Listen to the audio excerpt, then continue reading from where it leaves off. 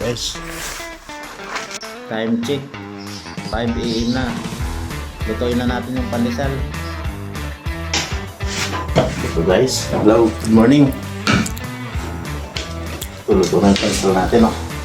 Luto ko na.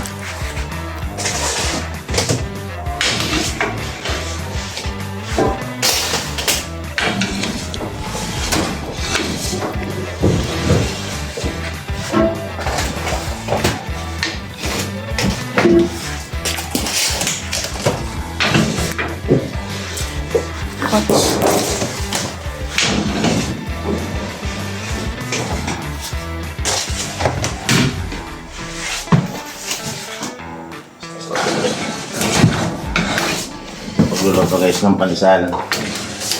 Yan. Ang hain sa taas, yung baba ay tataas naman. Ganyan. Tapos yung nasa gilid, itataas mo dito naman sa kabilang gilid. Yan. Yan. Pagluluto ng kinakain ng pandesal. Tapos sasalaman mo na naman ulit. Ngayon, sa baba mo naman nilalagay.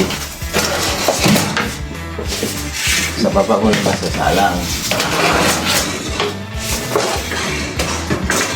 Yan.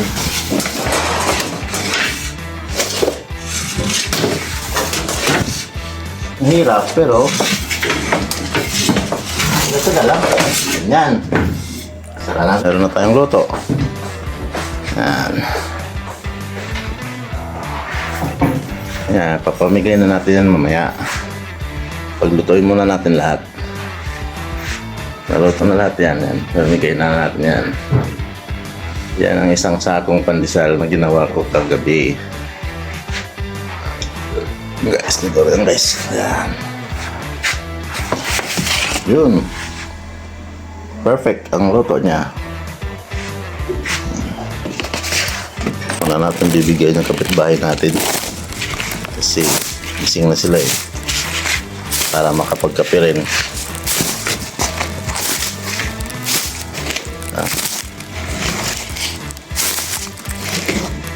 Kapit ba akong gising na eh. Luluto ng ulam.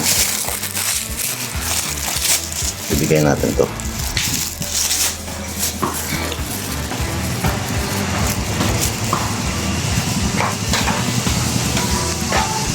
Mars, pandesal. Bagong luto. Akala ko, ay sarap, bagong luto. Pamigay ko yan mamaya din yung iba eh. Luto, sir.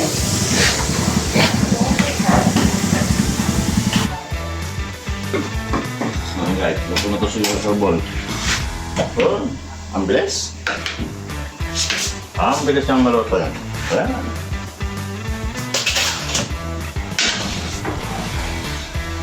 Paglitan lang, oh. Ito agad. Ayan, oh.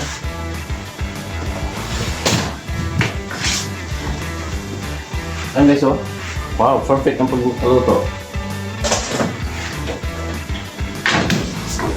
Wala pa rin pabas ng oven ng lumoto, ah. Years na to. Oven na to. Nakalimutin mo to. Tapos tataas agad ulit guys. Ganyan lang. Pagain mo sa taas. Tataas mo naman yung sa baba. Ganyan lang. Diba? Kasi mayroon na siyang swelo. Yan, may swelo na siya sa ano. Pag nakaganyan na, may swelo na yung lalim. Pwede na itaas yan. Kaya magkaroon muna siya na swelo. Meron ng swelo pag ulili.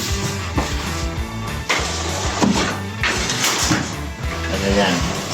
Ganyan o, may swelo na sa gilid. Yan o. Yan.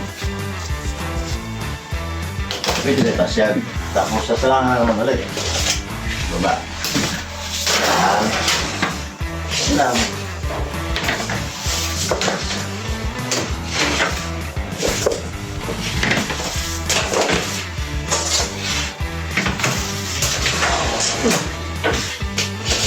Kailangan mabilis-bilis ka dito mo salang kasi mapagal-bagal ka dito, bababad ka dito sa init.